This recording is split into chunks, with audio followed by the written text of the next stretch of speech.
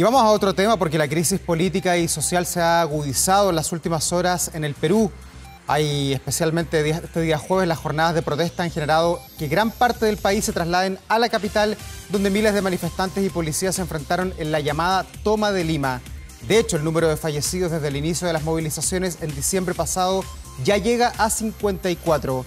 Queremos profundizar en este tema junto a David Rivera del Águila, que está hasta ahora en Lima. Él es analista político y lo saludamos de inmediato. ¿Cómo estás, David? Un gusto de tenerte aquí en Canal 24 Horas.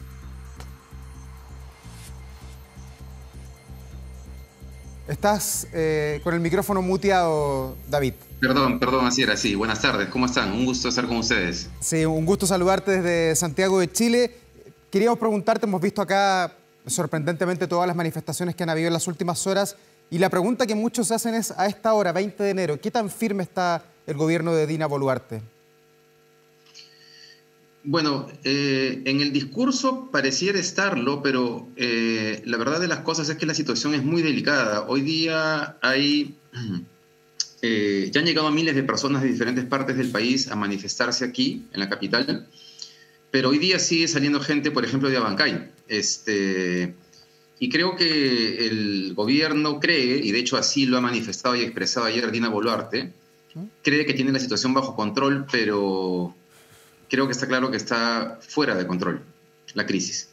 Y no solamente está fuera de control, sino que la narrativa del gobierno y de las bancadas de derecha respecto a lo que está pasando en el país, que lo que hacen es reducir la problemática a que se trata de vandalismo o que las protestas vienen con un componente netamente violento, promovidos por movimientos como el Movadef, que es el brazo político de lo que fue Sendero Luminoso. Lo único que están haciendo es echarle más leña al fuego y alimentando la sensación de indignación y frustración que siente la población que está protestando y que está en Lima ya o que está camino a Lima.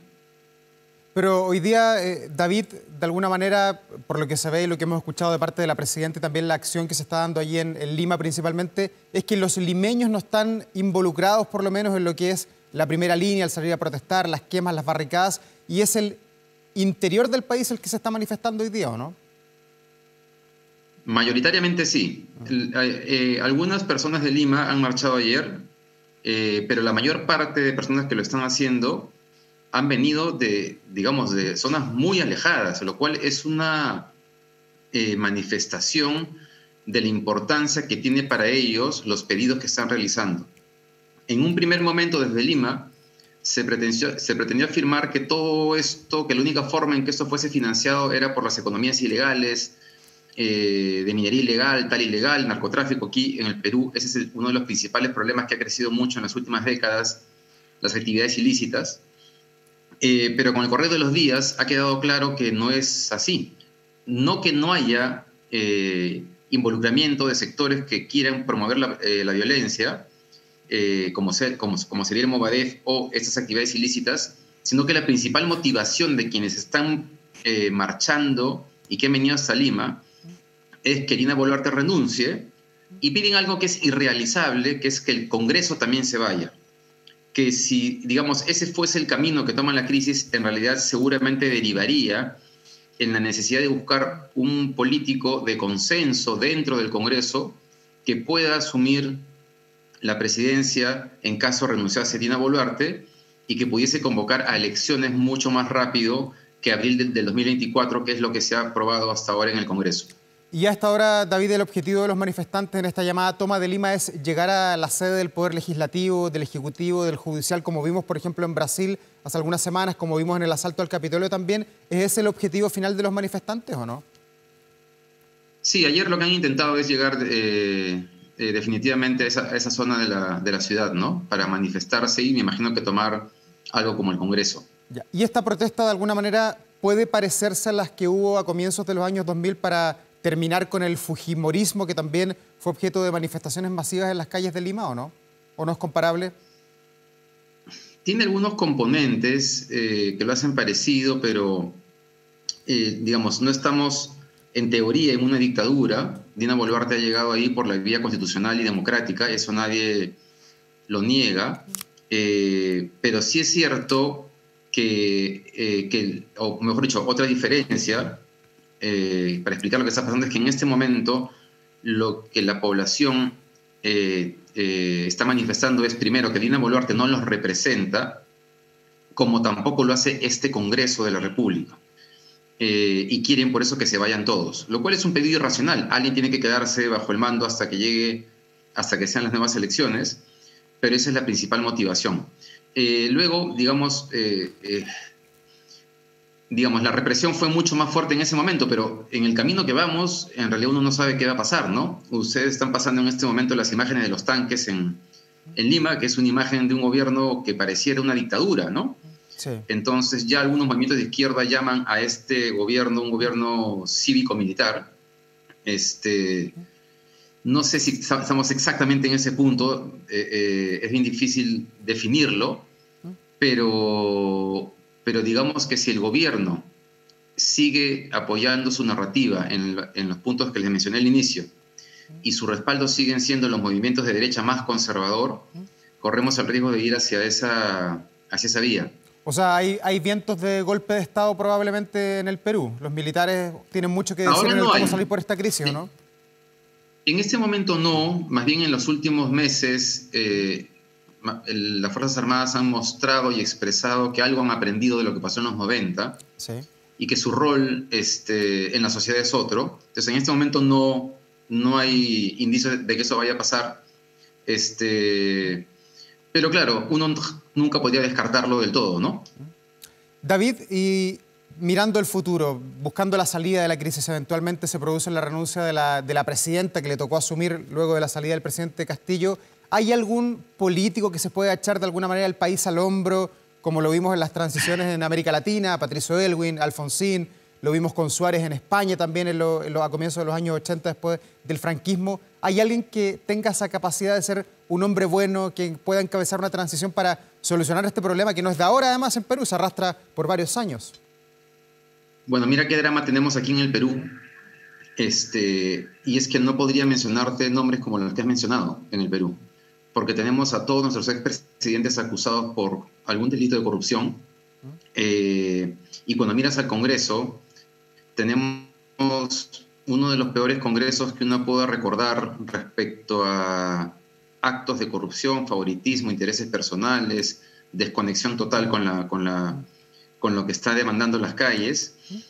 Y bueno, esta situación, claro, en caso Dina Boluarte opte por renunciar, que desde mi punto de vista es la única salida a la crisis, no que se quede ahí, habría que buscar en el Congreso algún candidato de consenso, que en el caso del Perú sí hace recordar a lo que mencionabas hace un momento, ¿no? La marcha de los cuatro suyos deriva en que el Congreso se vea obligado a buscar un político dentro del Congreso capaz de sostener la transición, y está Valentín Paniagua, que aparece como presidente de la transición por un año.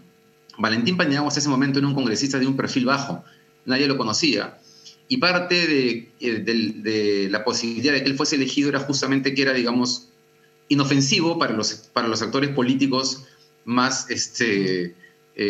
polarizados de ese momento.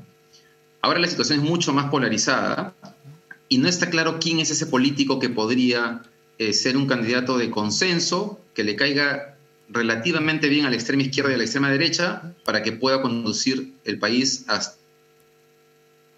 que sean las elecciones.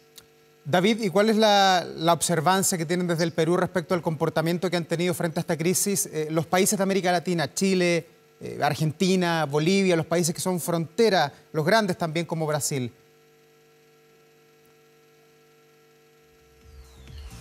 Mira, justo yo creo que en general la posición de los gobiernos de izquierda ha sido lamentable, porque desde la caída desde antes de la caída de Pedro Castillo, ¿no?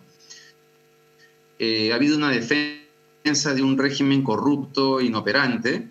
Es un gobierno que cayó básicamente porque Castillo intentó dar un golpe de Estado, no por ninguna otra razón. Entonces defenderlo fue patético, preocupante en realidad. Y ahora digamos que hay más como una duda, incertidumbre, una neutralidad, ¿no? Que yo creo que pronto va a obligar a que, o sea, no se va a poder ser neutro pronto respecto a lo que está pasando. Entonces, va a haber que esperar en los próximos días a ver cuál es la posición que toman frente a lo que está pasando. Claro, la próxima semana además hay reunión de buena parte de los presidentes de América Latina en Buenos Aires. Quizás por allí puede haber algún pronunciamiento respecto a lo que está pasando en el Perú. Así es. Pero quería preguntarte, David, respecto a cómo se están tomando en el Perú todas estas manifestaciones que finalmente están afectando la economía, el desarrollo. Hemos visto que se han paralizado algunas de las producciones de cobre, que nos importa mucho en Chile porque también producimos cobre, pero también vemos que el turismo se está paralizando. ¿Cómo se vive y cuál es la afectación que puede haber a futuro? No, el impacto económico hoy día es brutal, ¿no? Cusco está paralizada y Cusco es una ciudad que vive del turismo, y además hay que tener presente que venimos de 2 años de pandemia y que el Perú fue uno de los países que tuvo la mayor cantidad de muertes y el mayor impacto económico, porque tuvimos el país cerrado casi 3 meses por completo y después el proceso de reapertura fue muy lento. Entonces venimos de empresas que estaban apenas saliendo de esa crisis, que habían apelado a créditos desde el Estado, que aquí se llamaron Reactiva Perú, para poder superar ese momento, que estaban comenzando a generar los ingresos para salir de esa crisis y pagar esas deudas, y de pronto viene esta crisis adicional. Entonces hay un impacto muy fuerte en el tema económico, medianas, pequeñas empresas, en regiones, y tenemos el otro impacto que mencionabas, que es que ya ha habido paralizaciones en unas 3 o 4 minas en el Perú, y si la cosa sigue así, yo creería que eso va a seguir extendiéndose. Entonces, el costo económico va a ser también muy alto. Claro, y Perú es uno de los países que iba a crecer en el difícil escenario del 2023 que se ve para todas las economías de América Latina, pero Perú parecía que tenía números positivos. Así es, así es, así es. Y eso ahorita ya está, digamos, no sabemos cuánto va a durar esto, en cuánto tiempo se resuelve, ¿no? Y ahí creo que el gobierno de Dina Boluarte no sabemos por qué cree que van a poder contener esto que estamos viendo y que están viendo ustedes en pantalla. David, y a Dina Boluarte, ¿hoy día la apoya parte del castillismo, de lo que quedó de Pedro Castillo, o la acusan de traición a ella? No, ahorita Dina Boluarte ha pasado de ser una candidata de un movimiento que se consideraba de extrema izquierda a que los partidos políticos de derecha que acusaban de que en el Perú había habido un fraude para que ganara Castillo, terminen siendo el respaldo político de Dina Boluarte en el Congreso. Y el sector empresarial, digamos la derecha, está más bien de acuerdo con sus mensajes, su narrativa, sus acciones y su resistencia a no renunciar. O sea, hoy día ella tiene el apoyo de la derecha más que de la extrema izquierda. Totalmente. Ya. No, el de la extrema izquierda ya lo perdió por completo, y de la izquierda también. El del centro está dividido. Quien la está soportando políticamente en este momento es la derecha. David, y dentro de lo que son los movimientos sociales al interior del Perú, que es un país gigante, mucho más grande que Chile, por supuesto, en cantidad de habitantes, la importancia de Lima, porque tú lo conversábamos al principio, hoy día todos los movimientos vienen desde otros poblados del interior y están llegando a Lima. Si se activa Lima como limeños manifestándose, ¿allí cae el gobierno finalmente? Sí, no, claro, si Dina Boluarte pierde Lima, es más probable que caiga, ¿no?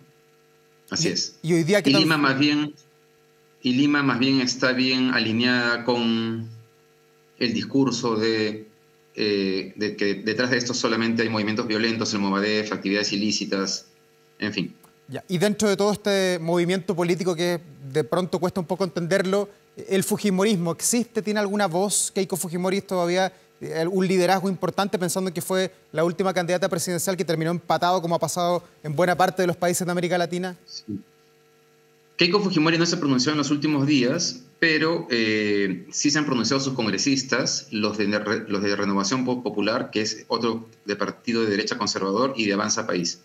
Y en los 3 casos, sus líderes y sus congresistas tienen un discurso alineado totalmente con el gobierno y con Dina Boluarte.